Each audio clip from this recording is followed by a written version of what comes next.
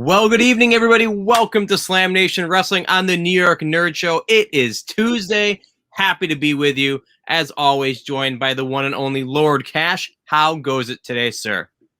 Everything is good. It's been a lot of rainy today. So, Florida, June, hurricane season, that's happening, just FYI. So, lots of water and rain outside. Well, hopefully you are safe. There is strong rumor, that in about a month and a half, we might get an F5 on the WWE landscape. So that could be coming early. I don't know. We'll have to see. Of course, that's a little bit different than a hurricane, but I understand what you're going for.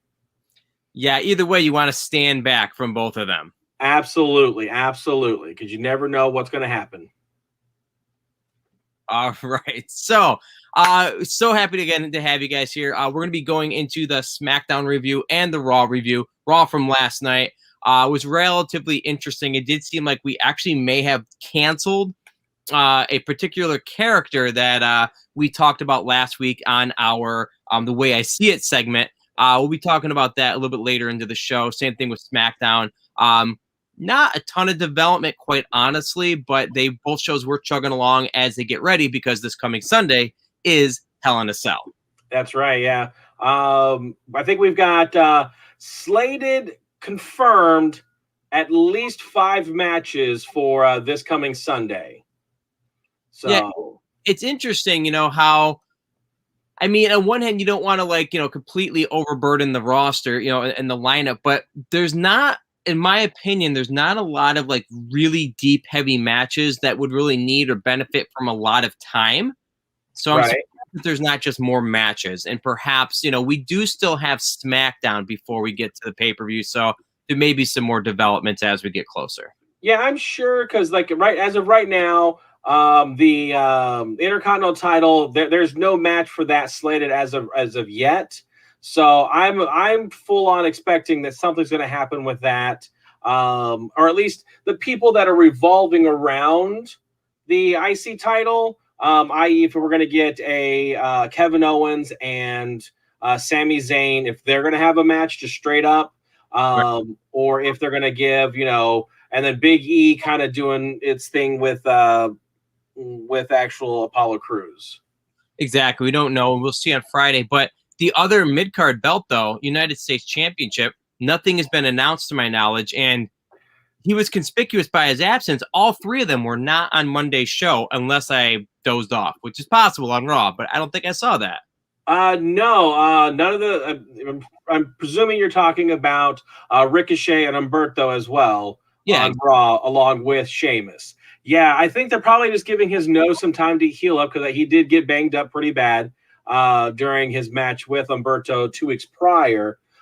So I'm sure they're just letting it heal up and keeping him out of the ring for a moment. I did see something on social media over on Twitter where it actually was the title with the little mask that he's been wearing. And it's actually on Sheamus's Twitter.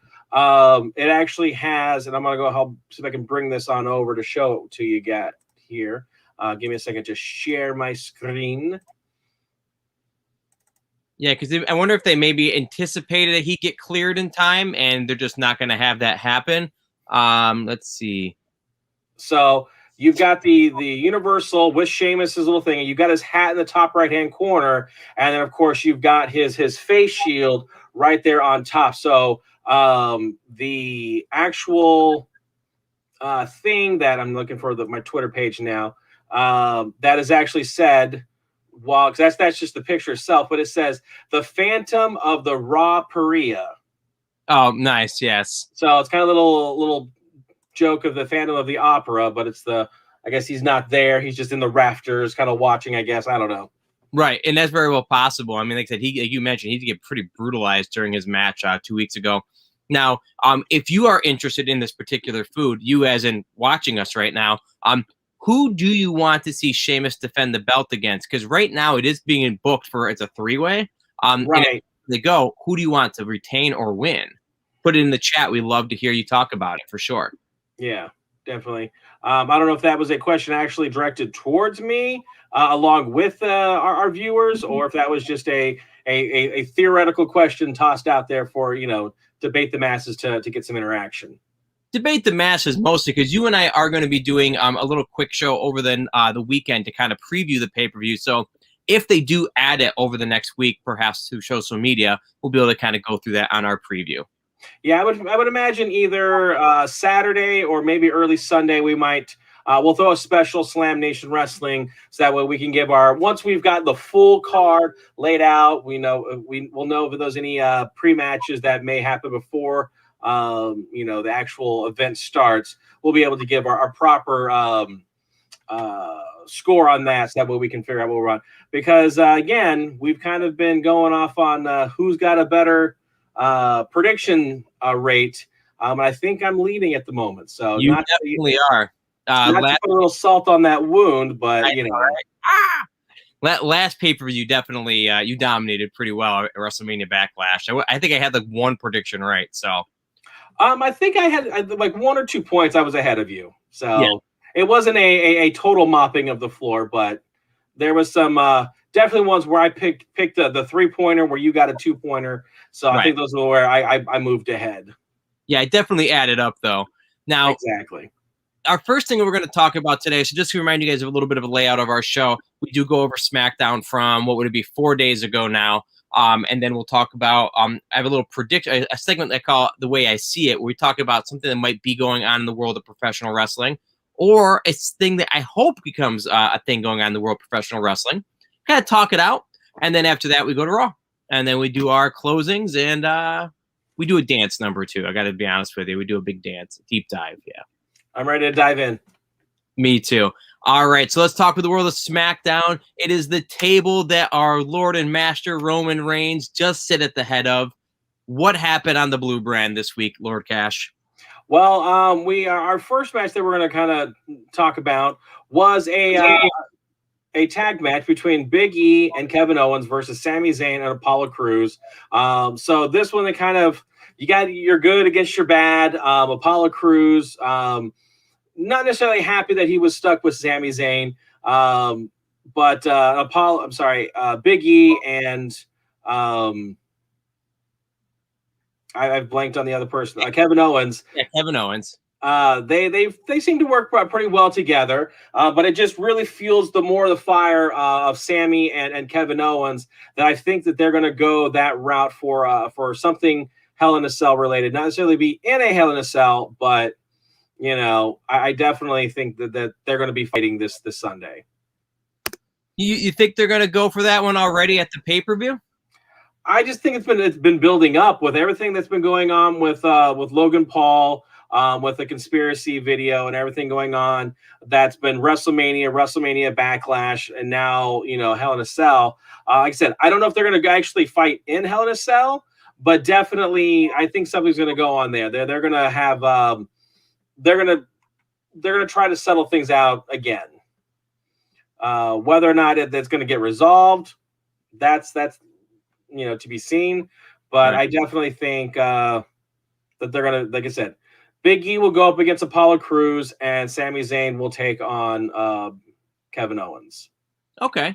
Yeah, I feel those two matches, I agree with you, first of all. The way that WWE seems to schedule their pay-per-views and how they're booking matches, which I don't say it as a complaint, it just is what it is. I would almost like to see a little bit more time to actually create a reason for Kevin Owens and Sami to go against each other, other than the obvious, right? It's the obvious. I would like to see something actually more unique, not just he randomly came in last week and kicked him in the face. But like I said, I do feel that they have been building this up because did they fight at WrestleMania? And WrestleMania Backlash. That's what I mean. It's just kind of like, and Owens blanked him twice. So that's why I would like to see him, if anything, if Sami, I don't know. That's why I just don't think it's necessary. It's like Drew McIntyre and Lashley, quite honestly. They're fighting for the third time, really. And it's like, is there really a reason? They're just, they have a card to fill. Right. I know at least with having, unless they do something creative with like a stipulation. Like I said, I know at least with Lashley, that I believe they're going to be in a Hell in a Cell. So at least you have a different venue, a different scenery that you can be fighting against. So that's at least something different. But yeah, I don't know. They're going to deliver. They have great chemistry. Absolutely. Both pairings, even Apollo and Big E, they're going to fight too. Cool, whatever. They're going to, it just, like I said, I think that we remember things better as friends when there's more uniqueness to sink your teeth into. Right. Like, for better or for worse, the Lily stuff on Raw, while a lot of it's been repetitive, the overall arching character, we're going to remember it because it was just so absurd. Right. Whereas I bet you a year from now, you're not going to be able to tell me which match is which when it comes to the Sami Zayn, Kevin Owens, triple feuds, Right. Now, do you think that they would go in the vein of a fatal 4-way again? I could see that, you know what I mean? Or just a tag team match. I mean, oh no, they just did a tag team match. Who am I kidding? Yeah, maybe a fatal 4-way, and again, they did just do that, but I can also see them just kind of like letting it go. Just letting it simmer for a little bit until they can figure out something. Because here's the thing. These four could be like viable contenders for Money in the Bank. Right. The following month. And that would be the story in itself. I don't think we need to have, 2 more sets of matches between these guys prior to that. But will they do that? Possibly.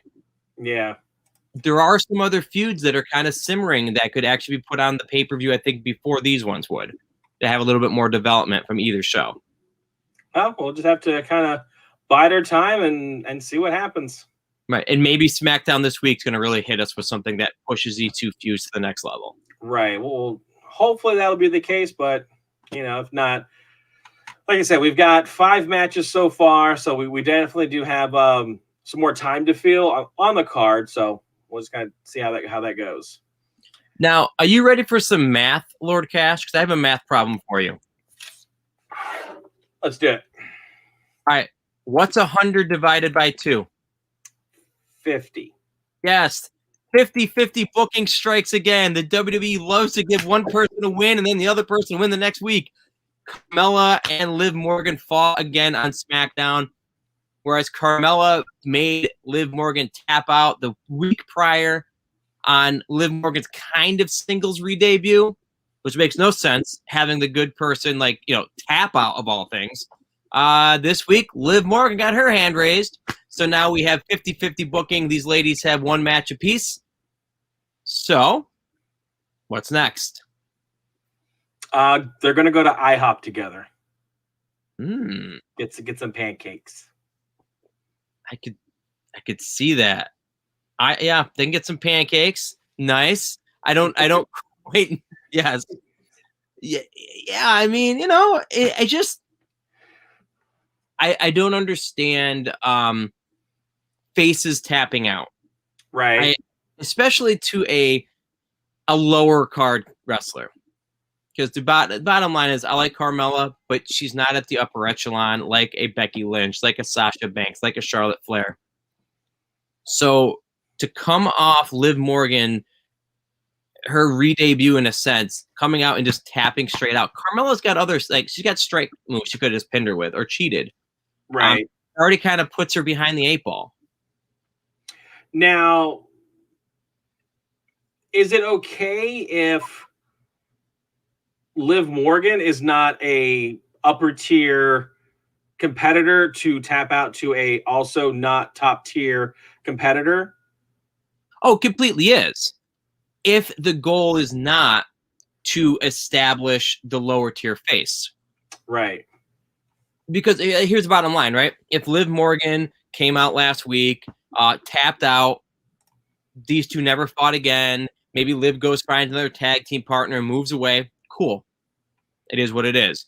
But the fact that Rhea did this match this week, almost trying to get the fans to say, you know what? Let's root for her again. She's got it this time. You gave up. You tapped out. It's just I don't know. But again, just my view. I just thought it was kind of odd that they did the 50-50 booking to begin with because they but also because they're just coming off of a tap out. Right. There's no controversy to that. Yeah. We'll see if they do anything Sunday, or if maybe this is going to be build up to something. I've kind of seen predictions for both Liv Morgan to be a Money in the Bank contender. Mm-hmm. And of course, I have my prediction of Nikki Cross to be the Money in the Bank contender. So we'll kind of see who's actually going to do it, and if it's going to be one of those two. Yeah, WWE has this really weird history with their Money in the Bank winners of having them lose a lot leading up to it and then immediately after, which I never understood the backwards booking. But again, we don't own $1 billion company, so maybe Vinnie Mac's doing it perfectly. Right. Well, two guys sitting in their game rooms and living rooms, you know. Well, that's at least one match, and then of course, our next little segment was the infamous Hello Ding Dong Hello show. So we had Seth Rollins on that with Bayley, and of course, you know, having two heels. They were like, oh, respect, you know, coming to you, this and that, you know, thank you for using the door, of course, and this and that. He played a little clip for her. She played a little clip for him. They both laughed about it. And of course, you had an uninvited guest to the show of Cesaro. What was your thoughts on kind of how things played out? And also, how would you rate his two-toned colored suit? Okay, so this is definitely going to be one of those last times they could do something like this in the Thunderdome, right? I mean, this whole gimmick it was so predictable, right? I mean, and sometimes predictability is fun. It's great. As soon as you heard the bell ding dong, you're like, all right, it's gonna be Apollo. They couldn't get away with that in front of a live audience because they'd see Apollo or Cesaro standing there, right? But again, it's exactly what was needed. You know, seeing Cesaro. You know, this was leading to two good matches coming up at the pay-per-view. I liked it. And regarding his suit, not my favorite, not my least favorite. I'm a big fan, but unfortunately, I think those pants are split and are no longer going to be worn again. Oh, man, see if you can get them tailored to put together. We'll see what happens. Yeah, he is about 2 months too late, though. Those have been perfect pastels for Easter. True story. But yeah, we will at least mention it furthered because at the end, Bianca Belair came out and kind of did a little goading of her own against Bayley and everything. So just furthering their match they're going to be having at Hell in a Cell. Bianca will be putting her title on the line against Bayley. So see what happens. But right now, though, that's not in the cell, as far as you know. Correct? No. As of right now, there's only two, and it's both the men's titles. Gotcha. So, but again, who knows what's going to happen? Again, I know I was asking, I think right after WrestleMania Backlash is how many titles do you think how many matches do you think are actually going to take place within Hell in a Cell? So, but yeah, it was interesting to see kind of how things are going to play out with that, though. Right. Now, another match. So this is kind of interesting, right? This kind of will tie into Bianca Belair a little bit as our next match. You mentioned to me, and you were asking me to make sure to watch, you know, Talking Smack, and Raw Talk. I did watch parts of those. Our next match did see Chad Gable take on Angelo Dawkins, Montez Ford. Sorry, Montez Ford from the Street Profits. As you would expect, a very solid match, which did end with Francis from Big Adventure, Pee-wee's Big Adventure, which deep cut on there. I think I said this the other day, but Otis has shaved and he looks like the bully from the old Pee Wee Herman movie. But anyway, the aftermath by Otis, at least storyline wise, has resulted in Montez Ford suffering a injury that's going to be keeping him out of action. The reason I bring this up as far as Talking Smack is that during Talking Smack, there was a moment where Bianca Belair and Otis were at the same part of the table. don't you think the acknowledged relationship between Montez Ford and Bianca Belair, their husband and wife, and it has been said numerous times on TV, don't you think that if your wife, Lady Cash, had gotten injured and by somebody and you're just happily sitting with that same person 20 minutes later, would you be like, you're impressive? Not like, what did you want? Wouldn't you be out for blood? Technically, yeah. Were they at the same table? They were. It was a segment that they basically intercrossed. Okay. Because I don't remember, because they were usually they only have one guest in at a time. Right. And I know they had Chad Gable with Otis. They may have like had a segment, done a commercial break, come back, and then the next person there. I don't recall them actually being at the table at the same time. That I can recall. It may have been like immediately after they were there. All I know is that I'm actually trying to check this right now to see like basically what crossed my mind on all this is that when Bianca came out, she did not seem to show any sort of like concern that her husband had been basically taken out. Right. And I just would think that would be kind of like, you know, I was looking at that too right now to see. I might be wrong on the actual layout of it, but it's just kind of like she didn't show much fire on, you know, on the aspect of her husband getting injured. Regardless, right? Otis's trend is continuing. I can almost see him getting a back-to-back Money in the Bank victory. Oddly enough, this year, this time it won't be as much of a surprise, but much of as a joke. Right. But they are continuing to push Otis and Chad Gable as far as American Alpha. Unfortunately, we are looking to have possibly lost, at least for the short term, another tag team in the men's division, but we'll see where that comes from. I think no matter what, we're going to have a nice feud return match once, you know, he comes back from his injury. Yeah. I'm curious if Otis is going to go after not Montez Ford. Who's that? Dawkins. This Friday. I could see that, and like, he'll have basically eliminated both members of the Street Profits. Yeah. See, that's what I'm talking about when I mentioned about, like, you know, Kevin Owens and Sami Zayn. I want to see that. I want to see Sami Zayn put Kevin Owens on the shelf for like 3 weeks, then have them fight. You know what I mean? There's just like some kind of like, you know, more interesting element to the feud, not just he literally came out. He didn't even. I'm going to stop. This is my sore spot right now. Alrighty, well, yeah, let's we can move on to our next match, and of course that is dealing with another kind of rivalry that's been going back and forth between King Corbin and Shinsuke Nakamura. It's the Battle of the Crown, which I think this Friday they're actually going to be having a battle for the crown. Because I think they're 2-2. With their battles, so whoever wins this Friday will be the newly crowned king of, you know, whatever. Well, and that's one of those things. I was going to make the math joke again. At least in this case of the 50-50 booking, they are being very clear and they're talking about it. Right. And I do believe Adam Pearce and Sonya Deville did say that exactly what you just said. Like, all right, you guys are 2-2, tiebreaker for the crown, perfect. Yeah.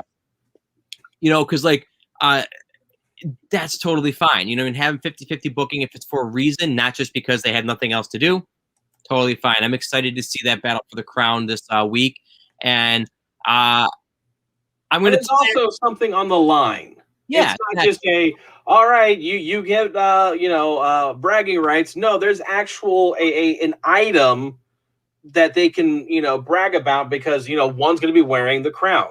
Yes, exactly. So, and as part of the upcoming the way I see it segment, we're going to talk a little bit more about the current status of the King of the Ring crown. Right. Now, our main event, our long running thread throughout this week's SmackDown. Not surprisingly, it did involve the head of the table, Roman Reigns. It involved the Usos, and it involved the Mysterios, as it has for the last couple weeks. Yes.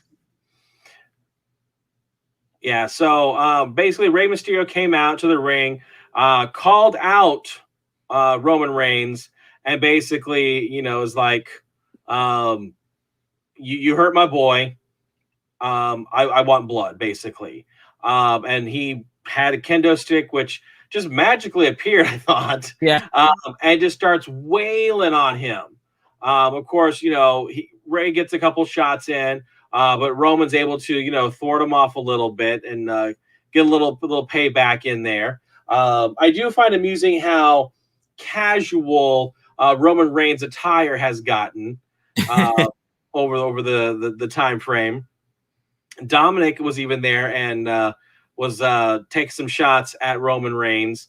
But of course, this was brutal. Of course, they never actually showed the landing. Right, he just had a crash pad. I mean, because that'd be stupid to not have that there, especially in front of a video screen audience. So, but basically, on Talking Smack, Paul Heyman accepted the match between Rey Mysterio and Roman Reigns in a Hell in a Cell. So this is one of two matches that will be in the structure known as Hell in a Cell. Yeah, I think that this is going to be a really fun match. Again, we'll talk about our previews as we get closer to the pay-per-view, but Rey Mysterio is a legend. He does very well on these acrobatic type of matches, and he's going to be bumping around for a very big, dominating wrestler. Yeah. I'm curious as to how much Rey's going to hold his own. I know he's gone up against, big people in the past, and he's been able to survive, but there's just that, because Roman Reigns has been such a dominating force, everyone that he's come up against, he's just dominated them, just with no regards, that, Rey Mysterio, yes, you may have the fire of, a passion of a father trying to get recompense for, what someone else has done to your kid. That only gets you so far. Yeah, because again, a punch to the face, a spear, you're out. So I'm going to be interested to see exactly how they're going to build this match, how they're going to deliver it. So that's just what, next Sunday, we'll just have to see how that works. Yeah, and like I said, we'll talk about it more. Like you said, like I seriously doubt Rey's going to pull this one off. To be honest with you, it would be disappointing, because like I think that the Roman Reigns era is really building to something a little bit more special than Rey Mysterio. Right. No disrespect to him, but he doesn't quite fit into this. But that's just the way I see it. Really? Whoa.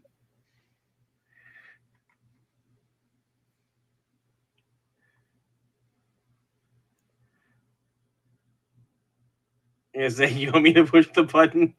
Yeah, I did. It's okay. Sorry, it dawned on me that was my cue to actually play it. It's okay.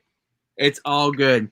So this week, the thing I was thinking about, as Lord Cash and I were just talking about, is how like the King of the Ring has been kind of booked lately, with Shinsuke Nakamura and Baron Corbin kind of going 1-1, 2-2 over a crown that at this point isn't being earned as much. It's being treated kind of like as a championship and not a trophy. The King of the Ring has been, a big part of WWE history over the past 30 years. And I'm wondering, is it time for a Queen of the Ring? Because there are a lot of ladies that are coming up from developmental that are in NXT. And we've talked about a little lately about how the women's tag team division is in shambles because of recent releases and injuries. So we have a lot of possible fresh singles matchups that might actually make for a great tournament scene. So to get an idea of how important the King of the Ring has been to the men's roster, there have been, there's probably been about 30 King of the Rings, and some of them that you'll recognize, I'm sure. Anywhere from Brock Lesnar to Stone Cold Steve Austin, from King Mabel to Triple H. During the times that you've been watching Lord Cash, can you remember any of the King of the Rings that actually stood out to you that like benefited from the crown? I'm trying to think. Like they've all benefited. They've all got a little bit of a push, but the big ones that I've noticed that are really for me. I know King Booker took a big push in the early 2000s. I'm trying to think like Sheamus, Wade Barrett. They had their little stuff that they did, but I don't know if it actually. I know like it benefited them, but I don't know if it like really put them over because where's Wade Barrett right now? Right, and it's like it became he went to have a feud with R-Truth almost immediately after winning the King of the Ring, and it was mocked immediately when R-Truth had the plunger, if you remember, instead of a scepter. Where some guys like King of Hearts, Owen Hart, that put him up and over because he was trying to like basically make Bret Hart's brother's career trajectory. Right. So Steve Austin. It's funny. A lot of people will talk about how the King of the Ring was like his launching point because of his famous promo. It really wasn't. Austin won the King of the Ring as a replacement. He was actually not booked to be the winner initially. Right. But backstage nonsense had turned it into that. The next 3 months, he did nothing. He did absolutely nothing. His biggest thing he did was he pinned Yokozuna and the pre-show SummerSlam that year because the ring ropes broke. So while there have been many people that have benefited from the King of the Ring, not all have. So it's kind of interesting to see where it works for the men because this might also work for the women in the same ways. Right. I would disagree just ever so slightly on the Stone Cold because of that promo, because of the Austin 316. That opened up merchandising aspects to his career. And so, like literally, like I was watching the A&E biography on him, and they came to him like, "Hey, we want to give you a shirt. What are you going to do?" And literally, it's the skull with the Austin 316, and I think the back was because Stone Cold said so, or something of that nature, where it was like literally the two things that he came up with on the spot from that promo became an iconic T-shirt that hundreds of thousands of possibly millions of kids at that time frame and grown people had in their closet now. So do you think that though that was because he won King of the Ring and had the microphone put in his face, or would he have gotten that same opportunity at some point to cut a big promo? Well, because, and I think, because who was he going up against? Nick Roberts was at the very end, and he was a religious zealot. I get not a zealot, but yeah, he was at a point where he was like pumping religion to kind of making him back in line. Right. So because of that, because I think he got injured and like literally just got back to the ring. And then, like, what just happened? And like, Jake the Snake just did some sort of Bible verse, got into the ring, and then so rolled him up, pinned him, and so he's like, people talking about John 3:16. Well, Austin 3:16 just said, "I just whooped your butt." So, right. To paraphrase, right. So I think because of who he fought and how it played out, you got that lightning in a bottle. Absolutely. I don't think. Had it been a year or two later, and he would have gone up against Shawn Michaels, Triple H, Undertaker for, to become King of the Ring, you would not have gotten that. I don't think he would not be where he got to had he not been in that King of the Ring. Yeah, I don't think there's any. I think that you're correct on that too. I think it's like, it's an idea. It's like, does the King of the Ring change the persona? Does it give them that opportunity? To take it to the next level, like you're saying. I mean, just the spotlight on the winner, because there always is a coronation. Yeah. So, hopefully, that the people that win, that they get to cut a good promo. I don't think there's ever been a promo like Stone Cold's that has had that much caliber of launchingness. But a lot of it is just kind of things that happen within the ring, where you've got like Becky Lynch that gets the moniker of the man. Right. When did that happen? How did that happen? Right. It's you would hope that whoever, if they did a Queen of the Ring, would they actually be able to, cut a promo that would be on that level?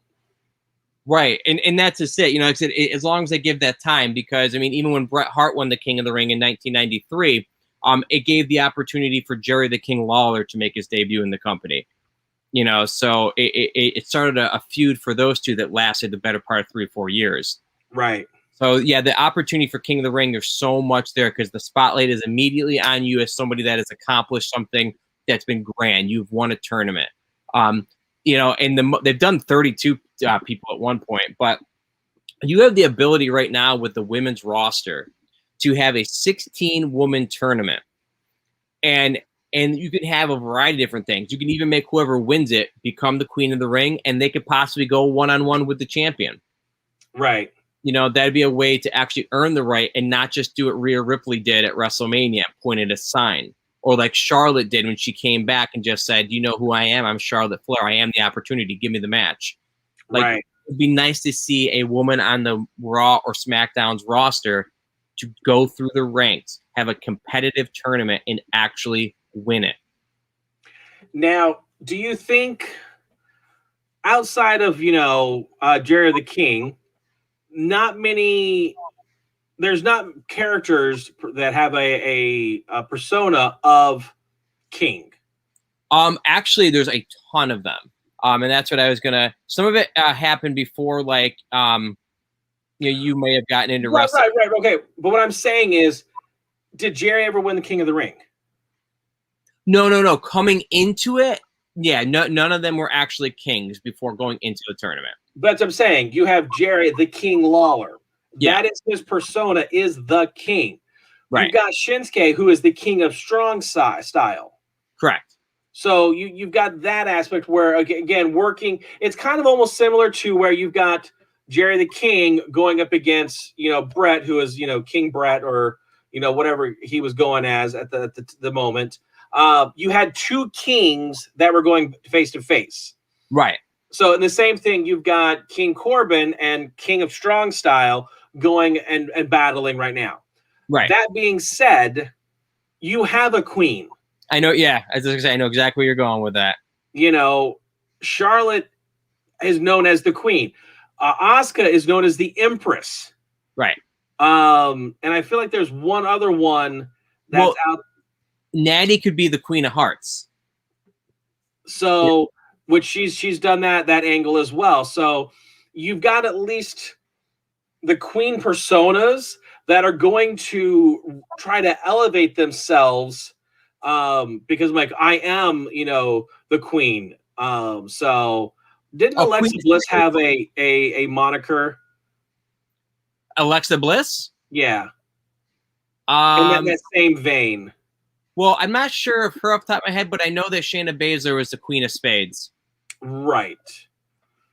So, I mean, there's a possibility here, right? Because we were talking about how Nikki Cross might win the Money in the Bank, right? I would absolutely love that. And typically in a King of the Ring tournament, there's always an underdog that runs the table. Like Shorty G, Chad Gable, he played that role in the previous King of the Ring going against Corbin. It's that with a Nikki Cross. I would imagine someone like Nikki Cross or Mandy Rose might pull the upset on Charlotte midway through the tournament, who is just running her mouth saying, like, I'm going to be the true queen, of the WWE, and I'm going to get my crown, and she gets knocked off. Right. And this could be taking place over a month. I think this would give what we don't have right now with the WWE women's division. We don't have a lot of story.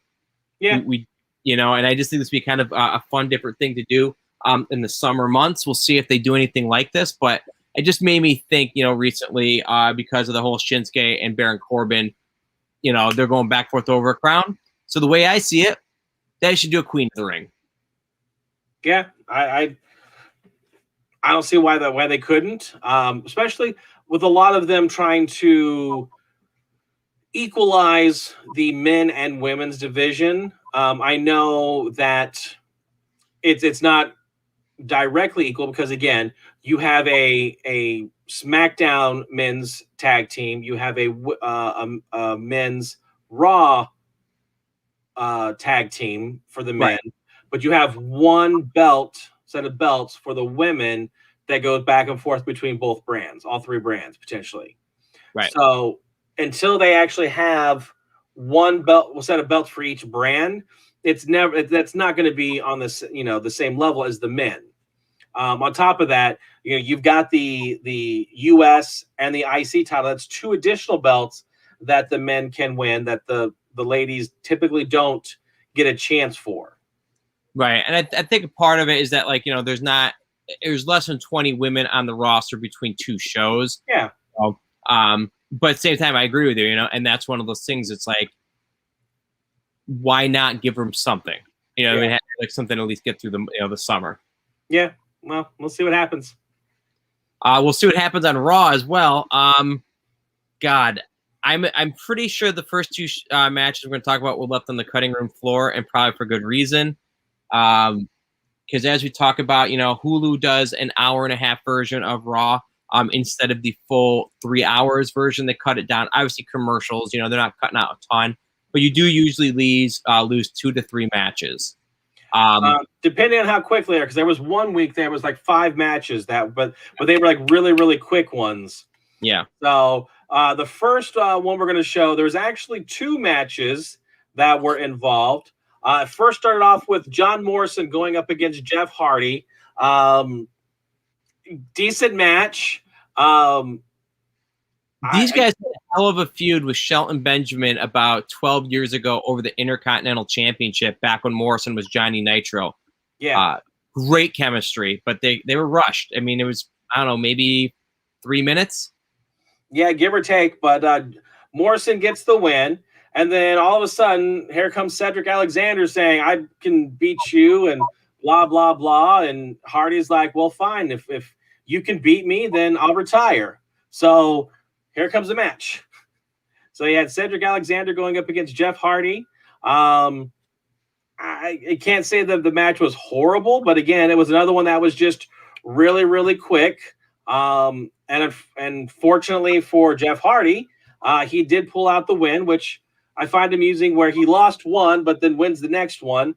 And he's like that much more tired. And, Cedric is fresh. I don't think you watched NXT in your house over the weekend, did you? I did not get a chance to. They had a match where, similarly, one of the wrestlers. Are you going to watch it? Probably. I mean, if you're worried about spoilers, don't worry about it. So Mercedes Martinez went up against Xia Li, and it was odd, but Xia Li beat her out of nowhere with a kick, knocked her out. Not for real, but that was the storyline, it's her finish. The match restart, or right after the match, Mercedes just gets up and just beats the crap out of her with a chair. Okay. And then this woman that's been going with Xia Li in her corner beats the crap out of Mercedes Martinez. It didn't make sense to me that they had to go back and forth with like who was standing tall at the end of the match, like why they had to go the yin-yang, the 50-50. Similarly, like with this whole Jeff Hardy, Cedric Alexander, why did Jeff just lose a match and then win one a moment later? Was that necessary? Could they have just figured that out? Yeah, I understand why Jeff won the second match, because otherwise, okay, Daniel Bryan, you're gone. Yeah. So like I get that, but I'm like, couldn't you have won both of them? Right. Or did they need to even have the Morrison thing? True. Just have Cedric come out and say, I challenge you, blah, blah, blah. Okay. Give them 5 minutes and still same result. The Morrison thing, he could have fought somebody else. Just throw anybody in there. Yeah. So instead of having like 2-3 minutes, you can have a full 5 and built it up properly. Yeah. Another great match that it's sure a shame if you didn't get to see this one by watching Hulu. Yeah. So here's what's funny. Oh, please humor me because this booking is not funny at all. So, if I don't get a actual title card or a victory card, still winning or whatever the case may be, usually for the titles, I go in and I make the graphics. I literally went in and I stole the graphics from last week's because it was literally the exact same. Yeah. So I made this last week. So Elias going up against Jackson Riker. The finish was exactly the same. I didn't actually go in there and type anything different. So they had their match. Jackson was kind of being definitely the more domineering and kind of giving Elias, not fun time.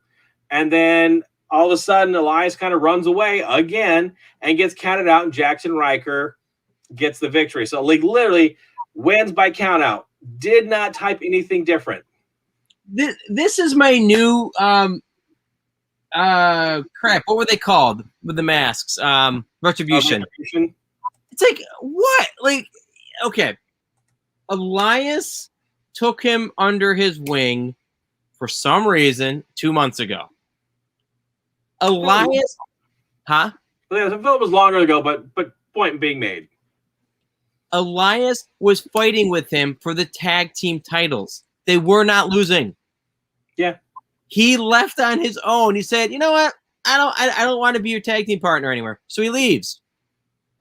The next 2 weeks, like you just said, he's like fighting. He's like, I'm just leaving. And you know why he's doing that, Lord Cash? Why is he doing that? Because WWE stands for Walk with Elias. He's just walking away in his matches. That's all it is. Yeah. I don't know. I don't know. Throw that at the screen. I'm like, this is the best thing I got for like a white flag. Yeah. God, why? Why? We just spent more time on that match than WWE did thinking of it. Quite possibly. I love how you could use the same graphics over and over again. I bet you could do the same thing this upcoming Monday too. We'll see what happens. We'll see what happens. There's a little bit of stuff that was different. But I'm definitely going, I think I remember that match from like a couple weeks ago. Yeah, you know what was good is that Elias started off on the on the offense, hitting with that rising knee. Yep. That was it. Yep. Oh, I hate Jackson Riker. Anyway.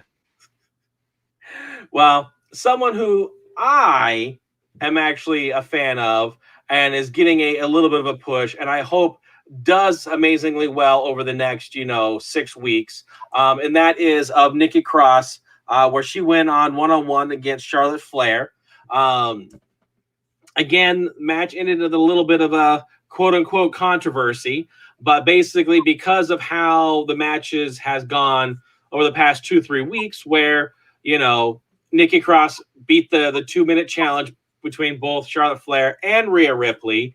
And then they had a tag match between the two of them against Asuka and Nikki Cross. They got the win last week. So now it's again doing one-on-one. Rhea Ripley was out there kind of, poking buttons and everything. And unfortunately, Charlotte was paying attention to Rhea Ripley, and Nikki Cross won by a countout. So then, of course, Rhea kind of stepped in just to kind of shove it in her face that she lost. And, of course, that they're going to be meeting at Hell in a Cell this Sunday. So I honestly hope that they don't just crush Nikki Cross. I honestly hope, and it is a fear that I do have, that's exactly what they're going to do. I honestly think that your prediction from before is actually more accurate. Just what I'm thinking is, I do think Nikki Cross is going to win the Money in the Bank, right? And I do think she's going to beat. So Charlotte Flair's win the belt on Sunday. She's going to be obnoxious like always for a solid month. Nikki Cross is going to win Money in the Bank in July. Charlotte's going to be running her mouth at some interview, and she's going to upset her, going to come run out Cash and beat for the belt. I think the only reason why Charlotte is going to win the belt is as a transitional champion to get over the plucky underdog Nikki Cross. I'm hoping, and I think you are too, that Nikki Cross gets the belt. Yeah. So, because what I'm also, I predict that does, if Charlotte wins Hell in a Cell next Monday, it's going to be Nikki Cross versus Charlotte with title on the line, and Charlotte's going to win, but then that's going to fuel Nikki to do well in the Money in the Bank ladder match next month pay-per-view, and then she wins it, and then whether it is that night, whoever Charlotte's going to have a rematch with Rhea Ripley, and then or possibly depending on if we get something different, but so similar, but you're anticipating like a one-on-one loss in between for Nikki. Yeah, like, because again, technically, if they hold true, if she won, she would get next whoever won at Hell in a Cell. Right. So I just full on expect that they're gonna just pull that one right away next Monday, right after Hell in a Cell, the day after, and it's gonna be Charlotte and Nikki Cross, and Nikki's gonna lose, and that's what's gonna fuel her to get to Money in the Bank. Right. Yeah, very well possible. I mean, it's funny that the on Monday we actually had 4 matches from the women's division. Yeah. Because up next, Eva Marie, the whole evolution has been talked about for about a month now, with Eva Marie returning to the company. I think that they have a really good possibility here with this character, because when Eva Marie was last in the WWE, she was a definite heat magnet, because she would come out to the ring and she would constantly give up her match because something stupid would happen, like a wardrobe malfunction, her contact in her eye, whatever it might be. And this past Monday, after a couple weeks of social media, she came out for her match with NAOMI. However, she was flocked by a woman named Piper Niven from the NXT UK brand as her muscle. Now, were you familiar with Piper Niven? I was not her shit, but as soon as you just said the NXT, the UK, I'm like, yes, I've seen her now. She's actually really good in the ring. Her character that she's portraying right now is like a dorky buddy. I think it's kind of odd, but we'll see. Now, they did not announce her by name. They just said, "Who is this woman?" She came out and she beat NAOMI. She trounced her. And again, you could kind of, give this finish, by the way, is ridiculous. They could kind of play it off, that NAOMI lost mostly because she was not prepared for her. Now, again, I've heard that, I've heard some like rumors of what Piper Niven's name might be, because since they didn't call her Piper Niven, they might have something up the sleeve. I've heard some really stupid ones. But what if they give her the name Eva Marie, but spelled differently? It'd be really stupid, but I think it would be pretty funny if like every week she comes out and it's just like, Eva Marie wins. And it's like, yes, I did. I don't know. That was like, last week I thought that Eva Marie might be for the freaking doll. So, my predictions with Eva Marie are way out there. But, I guess they call it like Eva Zard. That way it's the evolution of Eva Marie. Charizard, Eva Zard. All right, good night, everybody. Well, I guess I've got a few more matches to talk about before we close up the night. Yeah. So we'll have to see as far as with the Eva Marie, it wasn't the worst thing at the night. It was fine. I think it accomplished the goal of getting people to be upset at Eva Marie. I don't think anybody was clamoring to see how awesome she was in the ring at this point. No.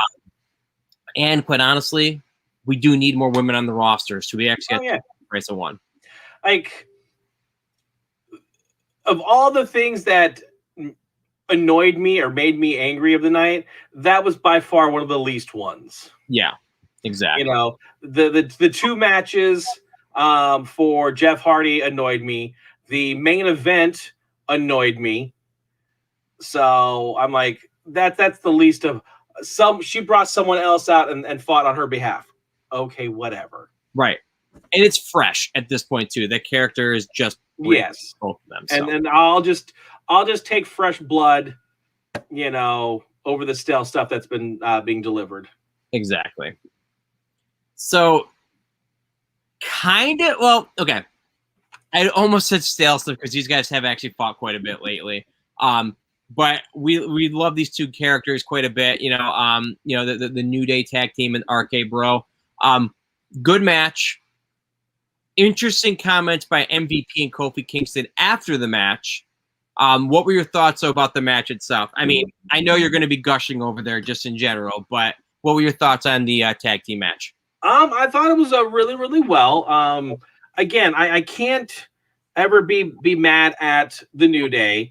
Randy Orton delivers just good stuff, so it's like I'm never mad about them performing or anything of that nature. So. Yeah, I enjoyed it. The fact that RK Bro pulled out the win just makes me like them just a little bit more.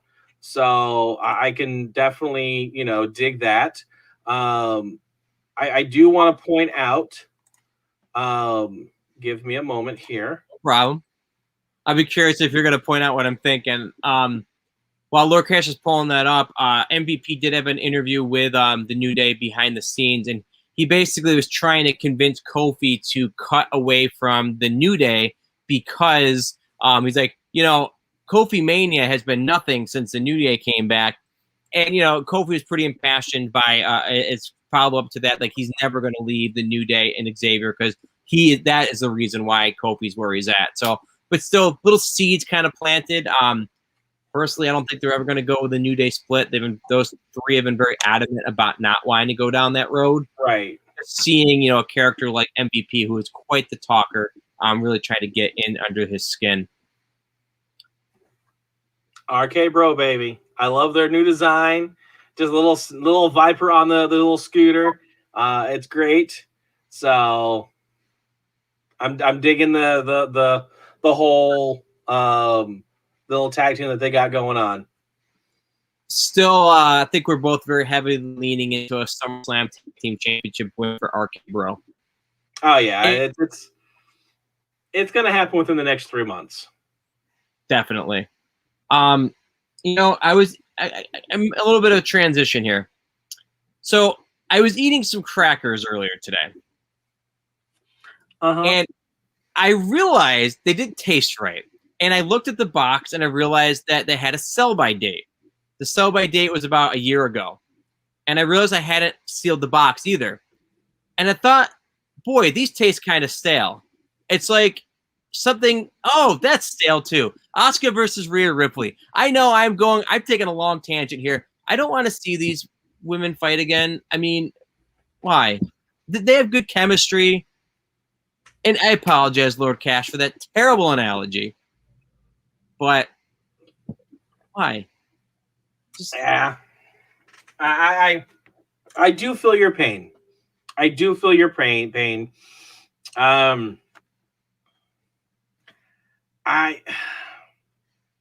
honestly don't know where to go with these people. And if you look at the actual results over the last couple months, they actually are fighting other people. Just there's so few people on the Raw roster. But it's right. Charlotte got busted up. I will say that as much as I'm not excited about these two, Rhea and Charlotte's match, they did do their absolute best at the end with that pole brawl to really make it like energized, so to speak. You know, it's like they're going to deliver in this match for sure. It's just I don't know what it is. I'm just not into any of these women right now. Yeah, no, super capable. Yeah. And they're not being lazy in the ring. It's just something about the characters are just, as I said, my character analogy, they're just stale. Yeah. Well, hopefully with getting some new performers on the roster, that we might be able to get to see some different stuff, some different matches, some different pairings throughout the next couple months. And like I said, in August or September is in the draft is supposed to be. Yeah, I think right after SummerSlam, they said. So hopefully we'll get some good shakeups there, and just really just get some fresh matches. Yeah. So this was a fresh match. Really alluding to the fact that the Lily character may have been put out to pasture because Alexa said that Lily did something that people didn't like, so she's in timeout. Okay. This was Alexa Bliss's first match on TV in almost a year. Yeah. I liked it. I think that she really hit the character on the head and actually put it in a realistic in-ring match. There was not really a whole lot of mumbo-jumbo during the match. When she got put on the ground and was selling, she sold it. She got hurt. She just looked like she was like angry. Yeah, no. I'm excited for her to get back into the ring. I'm not sure exactly what's going on with the hypnosis thing with her and Reginald. But it is what it is. Right. Still having that voodoo power that she still has. Right. So, like I said, I'm excited for her to get back in the ring. I'm excited for her to actually contribute versus just backstage segments.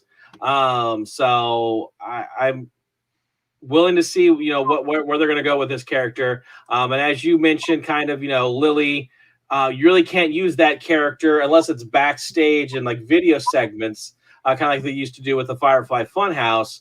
Right. You really can't do anything with her in the ring. So put her in timeout and let's just see what happens. Maybe they can actually do something with the backstage playground, with interviewing people. I don't know. Yeah. This is actually one of the highlights of the night for me. Very good. It wasn't like phenomenal, but just like I was watching Raw in segments, it kept coming and going from the room when I watched it the first time. When I saw her in the ring, and I'm like, wait, okay, something's going to happen. Lights are going to go out, fire. No, she's wrestling. Oh, my God. So right. I was pretty happy with that. That's good. Main event time. Yep. They tend to do multiple matches for whatever reason. It was no different than last night. Starting with good old Drew versus AJ. Marquee matchup right there. Both these guys have a ton of chemistry and potential. But it would not end there for these guys. Yeah, unfortunately, people got involved. You had you had Bobby Lashley and his cohorts out up on the top of the ramp having their little VIP section, which of course, ended up causing Bobby Lashley to get involved, which of course caused, Drew McIntyre to win by DQ. And then of course, you have the Viking Raiders come out to kind of help defend off, everybody. So then let's just have a 6-man tag, apparently. So I don't know. It's at least it's a different setup, different, people going up against each other.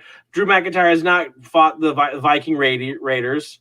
So at least there was something different in that aspect of it. Yeah, of course. You got a little more screen time of wrestling time with Omos.